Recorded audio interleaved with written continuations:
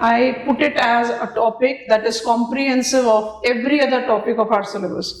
And that is the reason, to understand this particular topic, to revise this topic, I need to be aware of all the content of my syllabus. Of course, there are certain specific pointers that has to be focused. I can relate it to, because we have already discussed perspective and development of human geography. Settlement and population geography is yet to be done.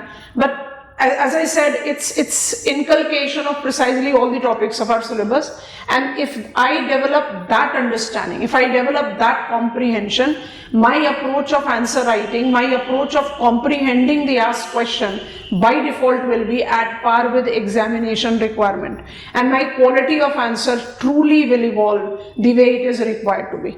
Syllabus is again very crisp, small, because we have segregated out paper 1 and 2 completely. We are discussing regional planning, so it is paper 1. And what exactly are the topics that you take into reference? I will be swiftly talking about it, and then something which is very exclusive to region that we can take into account. So if I begin with, I have to deal up with concept of region.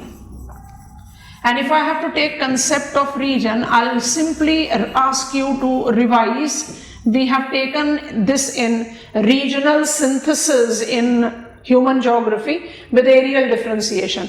Concept of region, 5 attributes of region, development of region as an asset to the geographical study, where I have got landscape approaches, I have got different types of regions. Syllabus also reads types of regions, so I just add types in bold letters.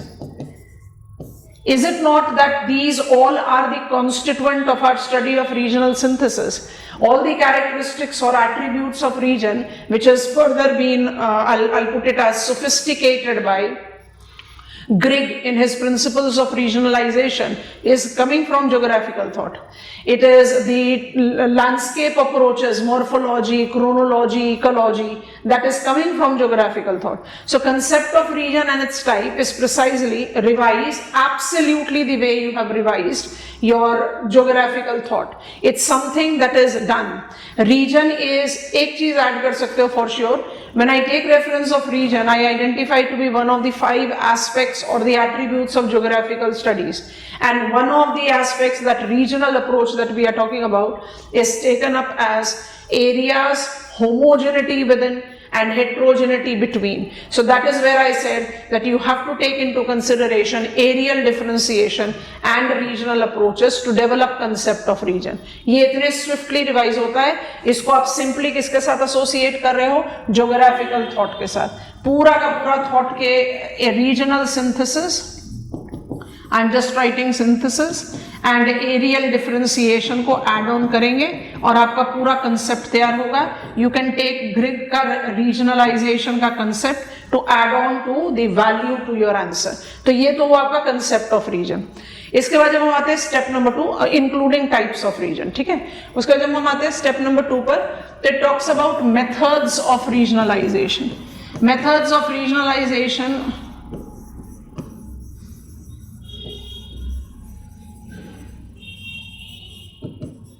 by default can include, I define region in geography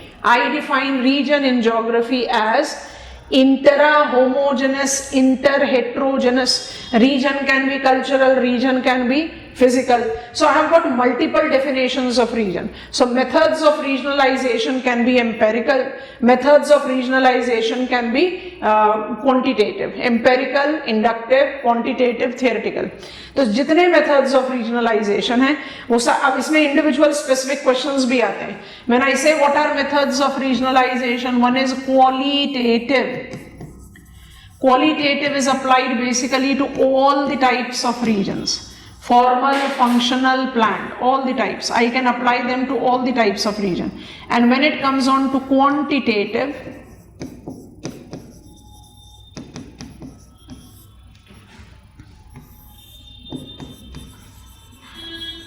and polygon method, इसको आप क्या बोलते हो? Theoretical.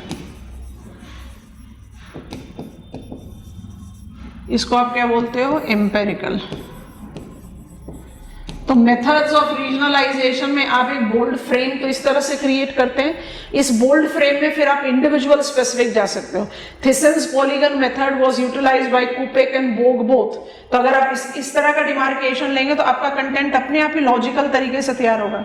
Quantitative models are largely based on gravity model. It is contributed by scholars like Ziff. Let me write all the names in sequence. It is Ziff,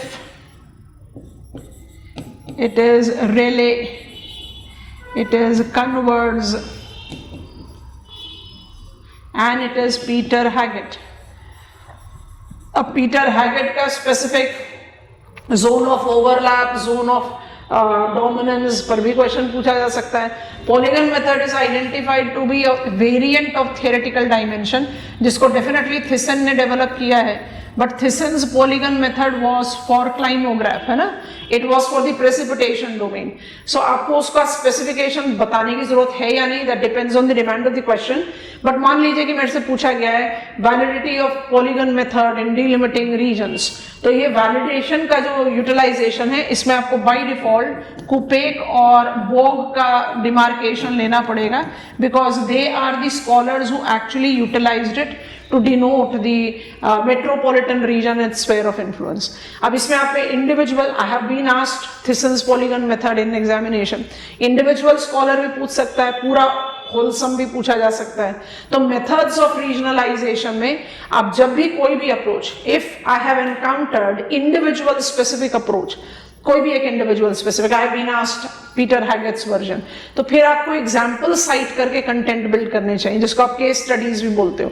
because when I take up the reference of zone of dominance and zone of overlap, आप अगर उसको city region के साथ associate करो, can you easily associate that city region inner margins of influence will be zone of dominance, outer margins of influence will be zone of overlap.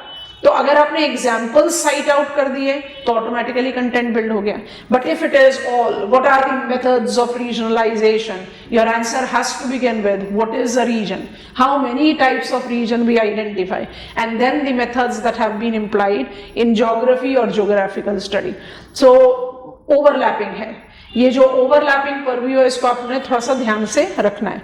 जैसे हम आगे बढ़ते हैं अपने सिलेबस में, I am skipping out growth pole and growth centre concept for the time being, हम आगे बढ़ते हैं, हमें मिलता है टॉपिक रीजनल इम्बैलेंसेस, फिर regional development, environmental issues and sustainable development. पहले इनको हैंडल करते हैं, ठीक है। नंबर 3 आ गया आपका regional imbalances. I am just trying to prove कि भाई रीजनल ज्योग्राफी आपका एक ऐसा टॉपिक है जिसको आपने पूरे सिलेबस से डिराइव आउट करना है। Let us believe that we are taking it only for paper 1। What are the causes of regional imbalances, what are the causes of regional inequalities. Inequalities हम ज्यादा आसानी से जस्टिफाई करते हैं, this is more common term that is been applied. तो वहाँ physical geography से लेकर कल्चरल ज्योग्राफी का डोमेन आ जाएगा। फिजिकल ज्योग्राफी में रिलीफ, क्लाइमेट, सॉइल, सब कुछ you have to basically take into account everything, vegetation, biome, add on करते जाओ। कल्चर में पॉपुलेशन, पॉपुलेशन साइज से agricultural activities, industrial activities, geological structure, these resources, trade, transport, माने everything that you should take into consideration. Why there is regional inequality? Because we have got diversity, we are diverse. So regional imbalances का reason क्या है? Regional imbalances का reason है disparities in the natural as well as cultural conditions. Okay, so when I talk about the disparities or no say diversity, that diversity is the characteristics of face of earth. और यहीं पर आपको अपना growth पोल और growth centre concept का जो logical attachment है उसको इंटरवीव करना है।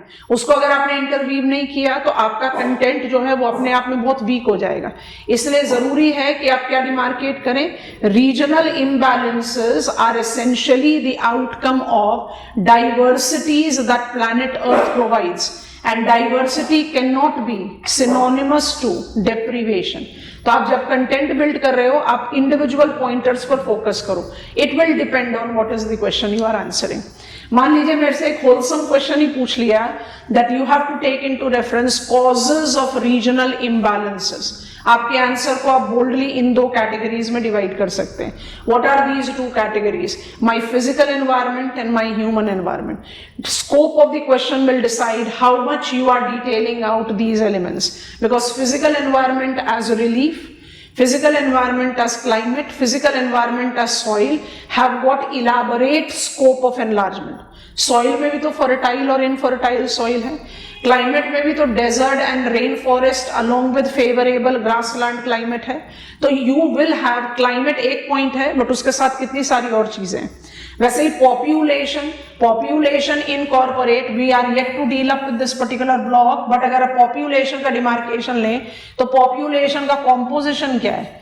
If I am having population which is correlated with the demographic winters, then by default I'll be having different scope or challenge in regional planning. And if it is a demographic dividend or windows, then automatically I have got higher scope, provided there is skilling, provided that there is financial setup, provided that there is infrastructural development. आपको समझ में आ रहा है? तो ये जो आपका beginning revision है रीजनल प्लानिंग का, इसको आपने पूरी तरह से अपने सिलेबस के साथ ओवरलैप करना है, तभी आप कंटेंट बिल्ड करोगे. That is the reason I always advise to prepare and now to revise regional planning after you are done with majority if not all of your syllabus, because that is how it is going to help. यहां तक तो ये completely repetition point पर है पूरे syllabus का. What is concept of region, what are methods of regionalization, what are types of region, what are the causes of regional imbalances, ये सब पूरा syllabus से आता जाएगा. और इसके जो addition में topics हैं, अब हम topic number 4 की बात कर रहे हैं.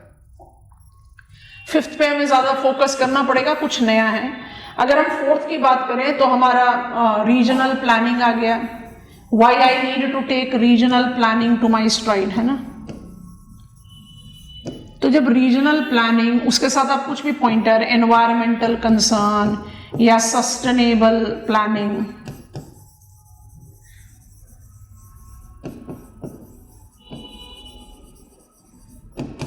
इसमें आपको एक जो demarcation of the content development करना है ना, उसको कैसे देखना है. अगर हर एरिया अपने आप में यूनिक है, uniqueness which is correlated to its climate, uniqueness which is correlated to its location, uniqueness which is correlated to its human element, कोई भी चीज, तो हर चीज जब यूनिक है तो रीजनल प्लानिंग का जो एस्पेक्ट है वो क्या होगा. ध्यान से, regional planning aims at decreasing deprivation, bridging gaps in available potentialities. यहाँ पर ये चीज हमेशा याद रखना, ये हम जो रनिंग रेफरेंस में लिखते हुए या समझते हुए सोच लेते हैं कि regional planning is to wipe off diversities. गलत है, बिल्कुल गलत है, रॉन्ग है. Diversity is a norm of planet Earth and cannot be wiped off. Deprivation can be wiped off. इसलिए रीजनल प्लानिंग का जो अप्रोच है वो किसके साथ जाता है? Regional planning more focuses on equity and justice with whatsoever is feasible potential. It do not believe in equality. हो ही नहीं सकता, प्रैक्टिकल है ही नहीं वो. क्योंकि जब आप what is the logic behind regional planning? I as a region was left behind. I left behind when there was the course of development that was induced. Now you have to understand why I got left behind. I got left behind because of my cultural or physical factor.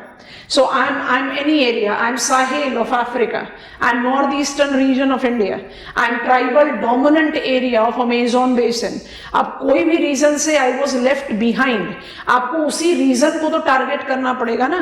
Will it be that you will start targeting that Amazon basin को बना दो भाई prairie grassland of North America? Is it possible that way? Amazon will continue to remain rainforest. The challenges that are associated with the rainforest in terms of vector-borne diseases, waterlogged floors or infertile laterite और ऑक्सीजोल, वो सारी चीजें रहेंगी. तो वहां पर आपको कुछ पोटेंशियलिटीज को जस्टिफाई करना है which will yield sustaining economic growth. तो रीजनल प्लानिंग की अप्रोचेस को आपने डिराइव करना है सेपरेटली, बट फिर उसका कंटेंट बिल्डिंग आ जाएगा from your entire syllabus. How do I justify what are, because my syllabus reads regional planning, I just want to write it like this, regional planning strategies, है ना. तो regional planning strategy क्या होता है? Planning strategy होगा financial strategy, infrastructural strategy, institutional strategy, mobilization of skilling,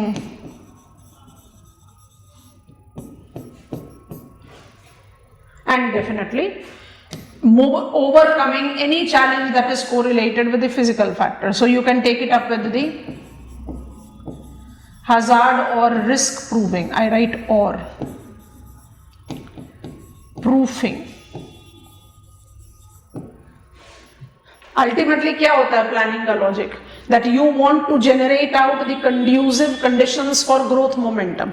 उस growth momentum के लिए आपको फाइनेंस विद टेक्नोलॉजी, फाइनेंस के साथ ही टेक्नोलॉजी को ऐड कर लो, अलग से लिखने से थोड़ा सा रेपिटेटिव एरर क्रिएट आउट होगा. इंफ्रास्ट्रक्चर डेवलपमेंट, कनेक्टिविटी चाहिए ना. नॉर्थ ईस्टर्न रीजन डेवलपमेंट का सबसे फंडामेंटल एस्पेक्ट क्या है? I have to generate out connectivity. तो कनेक्टिविटी फैक्टर मतलब क्या होगा? इंफ्रास्ट्रक्चर, वो चाहे पाइपलाइन है, चाहे वो रोडवेज है, रेलवेज है, टेलीकम्युनिकेशन है, anything. And then when I take up the reference of institutional factors, I have to take up the reference of creating out solid, strong, multi-tier administrative setup, demarcating responsibility. माने कहीं तो किसी पर किसी तरह का who will take responsibility if it is failure. So when we try to take, monsoons are here, and in India we are experiencing immense cases of waterlogging, potholes in the roads leading to accidents, collapse of the bridges and every other thing. And we experienced one very strong memes on social media which says that even 5 rupees Parle-G biscuit gives us all instruction who manufactured it, what is the license office at, everything. Then why we don't get the information about who constructed the road, who was the tender provider, who was the local politician who granted it, anything. There has to be something called credibility. किसके ऊपर responsibility जाए? Who will take responsibility?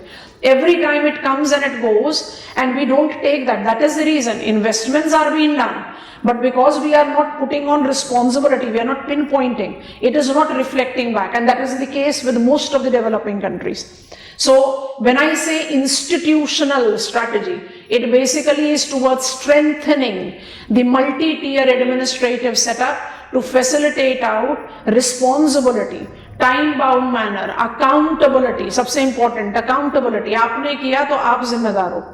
You know, that kind of thing. Skilling is very important. Skilling becomes an umbrella expression which can be applied with very basic skilling of being aware of what is health hygiene if it is tribal development, and it definitely correlates with something that can be as sophisticated as the challenges that has evolved because of artificial intelligence and Internet of Things or industrial Internets of Things in Industrial Revolution 4.0.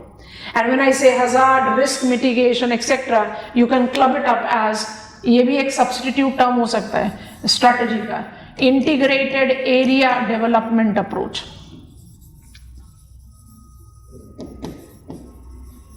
Integrated area development approach क्या हो गया? जो चीज जहां पर potential है, ये crux है रीजनल प्लानिंग. तो पॉइंट क्या होता है ना कि इस तरह के टॉपिक्स में बीट अराउंड द बुश बहुत ज्यादा होता है.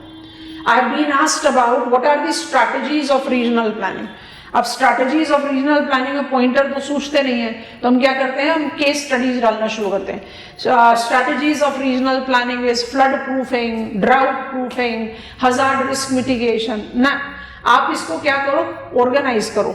Why I need regional planning? What are the logics behind regional planning? It is bridging up the gap that has been generated, something that was inevitable.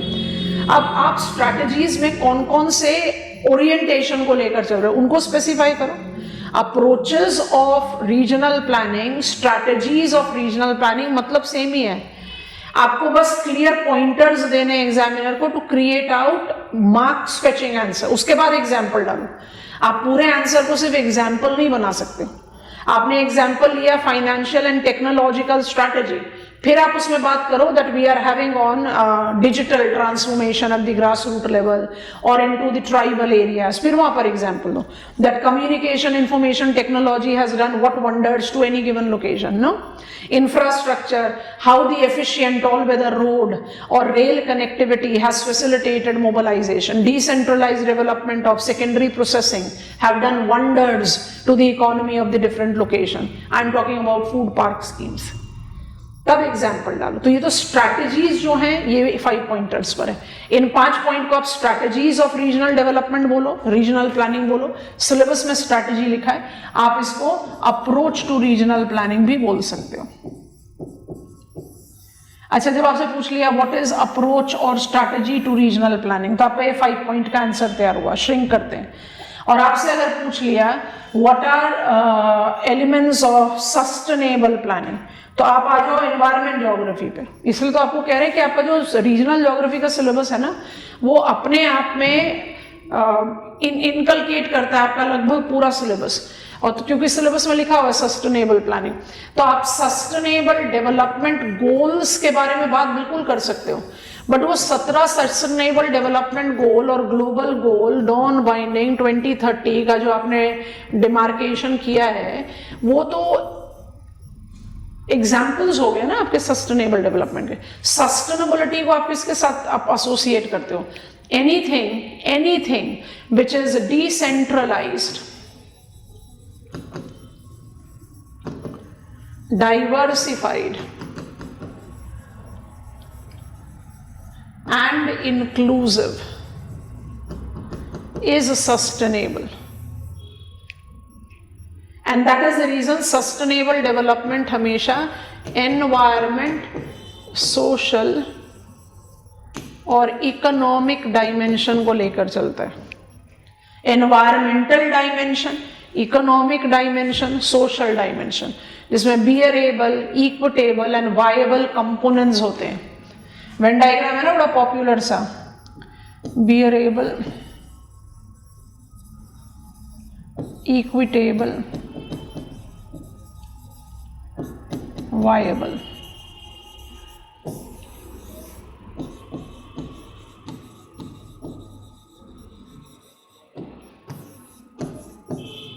इसके बिना बात नहीं है।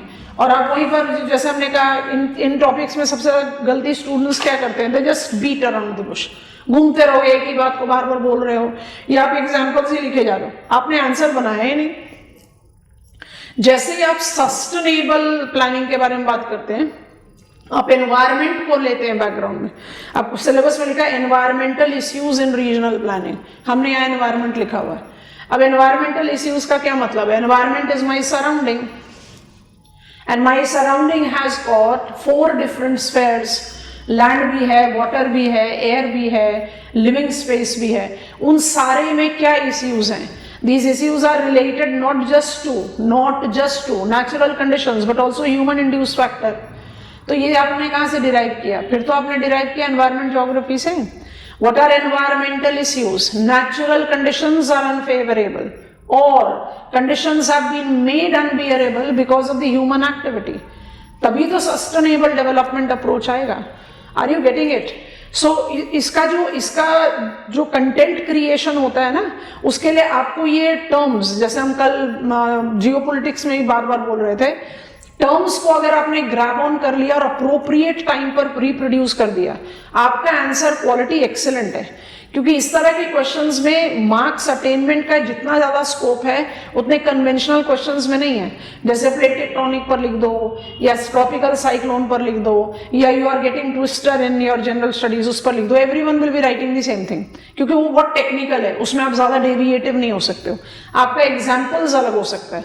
यहां पर आपका अपना view point matters, how you present You know, when we take the reference of example of a simple daily cooking in home, and then you have got master chef, तो उनमें difference क्या है? Master chef is creating out the content which is much more decorated, much more planned, much more organized. वही करना है यहाँ पे, जितना organize कर पाओगे, क्योंकि hodgepodge writing can go with conventional topic. Because if I am being asked to write about plate boundary dynamics, कुछ भी करके आई बी हैंडलिंग कि भाई 3 टाइप ऑफ मेजर बाउंड्री है, पर जब इस तरह के टॉपिक्स हैं तो यहाँ पर आपको उसको ऑर्गेनाइज करना है, प्रेजेंटेबल बनाना है, नहीं तो it will be like you are repeating the same thing and you are not even realizing that you are repeating the same thing. So content derive out होगा आपके पूरे सिलेबस से, लेकिन जो पॉइंटर्स है उसको अपने साथ दिमाग में रखना. I think I have made much sense here. अब हम बात कर रहे हैं जो एक अपने आप में बिल्कुल अलग टॉपिक है, मतलब जिसको आप डिराइव आउट नहीं करते हो सिलेबस से, गलत है, लेकिन जो अपने आप में थोड़ा सा यूनिक मैग्नीट्यूड होल्ड करता है. And what is that? Fifth,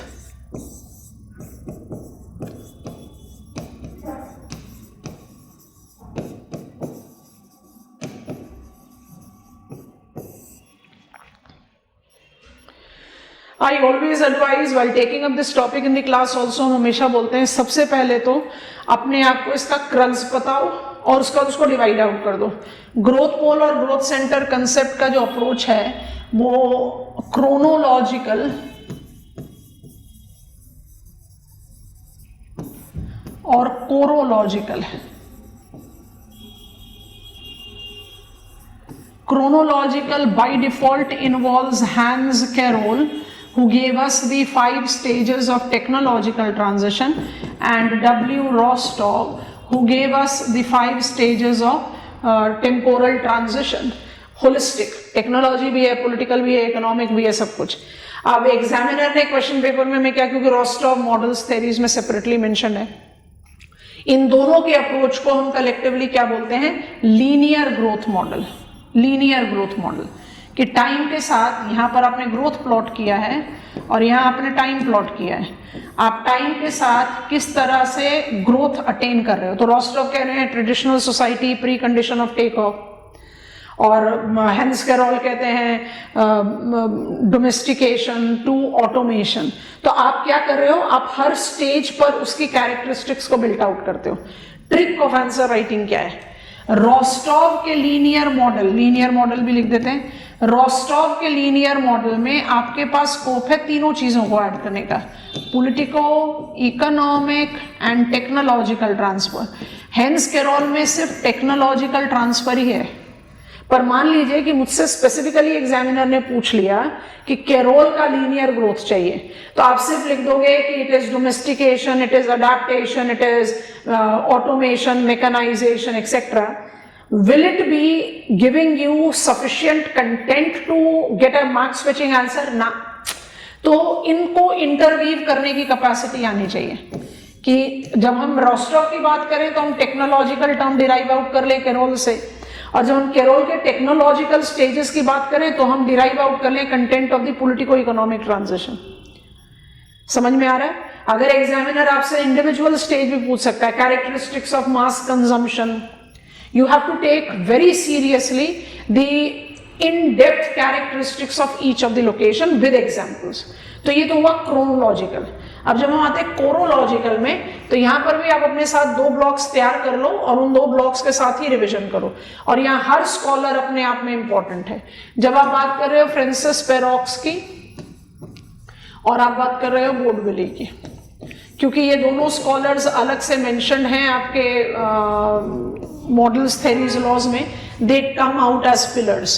तो पेरोक्स ने आपको दिया है ग्रोथ पोल और बोर्डविले ने आपको दिया है ग्रोथ सेंटर. पेरोक्स के वर्क को आप मृडाल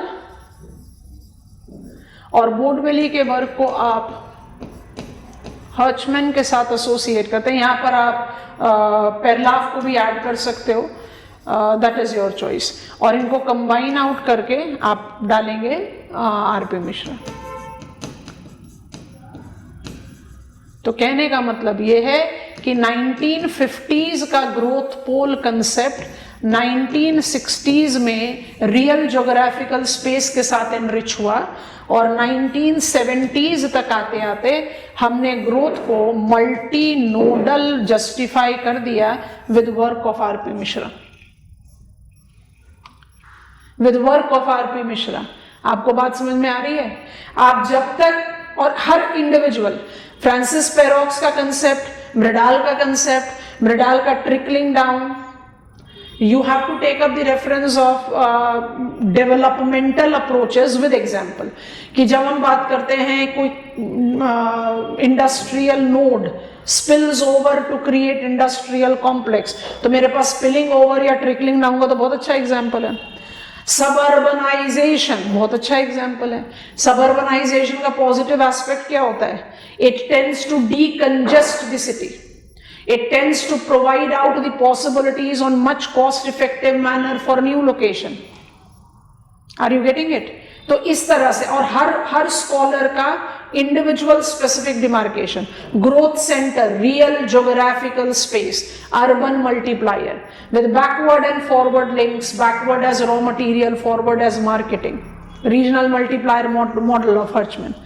तो आपने अपना कंटेंट बिल्ड करने के लिए ये इंटरवीविंग करना पड़ेगा। ये टॉपिक अपने आप में नया है, माने नया इस तरह से कि बाकी सारे 4 टॉपिक रीजनल ज्योग्राफी के पूरे सिलेबस से अपने आप को डिराइव आउट कर लेते हैं, लेकिन यहां पर आपको अपना इंडिविजुअली स्पेसिफाई करना है। अब कुछ क्वेश्चंस देखें, अगर टॉपिक्स जब बहुत स्मॉल एंड क्रिस्प होते हैं तो फिर focus should be on revising everything rather than getting selective. 2024 में पूछा है, explain the theoretical framework and stages of economic growth proposed by Rostow. उसके आगे जाएं तो we have got the question because we take it up largely to associate it with reason.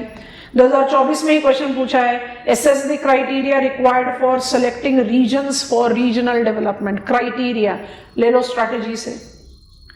There is a need for gender sensitive regional development। अब ये आ गया population geography with regional planning, because planning cannot be, development cannot be when it is not inclusive। और नहीं करके भी 50% population तो definitely females की है। Describe 2023, describe concept of planning region, explain environmental and economic factors in creation of such region। Planning region, induced formal region, I want to bridge the gap। फिर आप example दे दो, flood prone area, rural development. Okay, 2023 discuss the different types of polarization induced in spatial inequalities and imbalances associated with growth poles. Growth poles are those locations which are having initial kick. Mridul, मेरे पास मेरा locational benefit है, मुझे उस locational benefit की वजह से growth मिली, तो जिसके पास नहीं है वो तो पीछे ही रह गया। तो triggering factors, because I was having something as inbuilt potential. And example है ना, अगर हम हायर कास्ट में हैं तो हम कहते हैं रिजर्वेशन गलत है, अगर हम लोअर कास्ट में हैं तो हम कहते हैं नहीं रिजर्वेशन सही है। It is called conflict theory. अगर आप पूरा हिस्ट्री को पिकअप करके देखोगे तो आपको जस्टिफिकेशन मिलेगा, नहीं reservation is required to wipe off the historical injustice. तो ये जो चीज है, इसमें आपको प्रोज एंड कॉन्स को जस्टिफाई करना है कि you were at the privilege as as an area, as an individual, as a society, as a group, so you have degenerated growth momentum, I was lacking behind, so I need some sort of support। planned regions are that type of region। बहुत open ended questions आते हैं और पूरा का पूरा content built होता है आपके सिलेबस से। अगर आप अपने पूरे सिलेबस को इंटीग्रेट करने की कैपेसिटी रखते हो, आप रीजनल प्लानिंग में इतने अच्छे मार्क्स पिकअप करोगे, आप खुद भी इमेजिन नहीं करोगे कि आप कर सकते हो। इन टॉपिक्स में भी ये स्कॉलर्स भी है, थियोरेटिकल है, लेकिन थियोरेटिकल परव्यू में भी तो एग्जाम्पल साइट किए जा सकते हैं ना, और वो कहां से आएगा? इंटीग्रेशन से। तो ये सब टेल एंडर टॉपिक्स हैं हमारे सिलेबस के। इन टॉपिक्स में आपको इंडिविजुअली कुछ ज्यादा काम नहीं कर रहा है, पॉइंटर्स क्रिएट करने हैं। तो जिस तरह से हम क्रिएट कर रहे हैं हमारे सेशंस में, हम बिल्कुल चाहते हैं कि आप भी इसी तरह से पॉइंटर्स क्रिएट करके अपना रिवीजन करो, ताकि आपका जो एक प्रॉब्लम ऑफ सच टॉपिक, इन टॉपिक्स हम कहते हैं ओपन एंडेड टॉपिक्स, जैसे एनवायरमेंट ज्योग्राफी है, आपको अगर आपके पॉइंटर्स रेडी हैं, you are right there, you can face any sort of challenge. अगर आपके पॉइंटर्स रेडी नहीं है तो फिर पेन मुंह में रहेगा और सोचते ही रहोगे, और फिर आपको रियलाइज भी नहीं होगा कि आप एक ही चीज को बार बार लिख रहे हो, और आंसर जाएगा 0। 2016 में पूछा गया था, what is a region, describe Thiessen's polygon method in regional delimitation. तो क्वेश्चन का नेचर, अगर मेरे पास सिलेबस का कॉम्प्रीहेंशन है तो क्वेश्चन का नेचर इतना डिफिकल्ट है नहीं। इस अप्रोच से इसको रिवाइज कीजिए। रीजनल प्लानिंग और रीजनल एस्पेक्ट में पूरे सिलेबस का बैकग्राउंड जरूरी है। पेपर 2 में फिर भी मेरे पास कुछ स्पेसिफिकेशंस हैं, पेपर 1 में सिर्फ ये पॉइंट है जो स्पेसिफाइड है, बाकी सारे पॉइंटर्स पूरे अदर सिलेबस से आते हैं। प्लानिंग भी आ रहा है एनवायरमेंट ज्योग्राफी से, और what is concept of region, types of region, methods of regionalization, सब आ रहा है आपका थॉट से। ठीक है, so just like it's syllabus, prepare it in crisp and refined manner, and I think it is going to work out well. चलिए, bye bye for today. See you for your session tomorrow.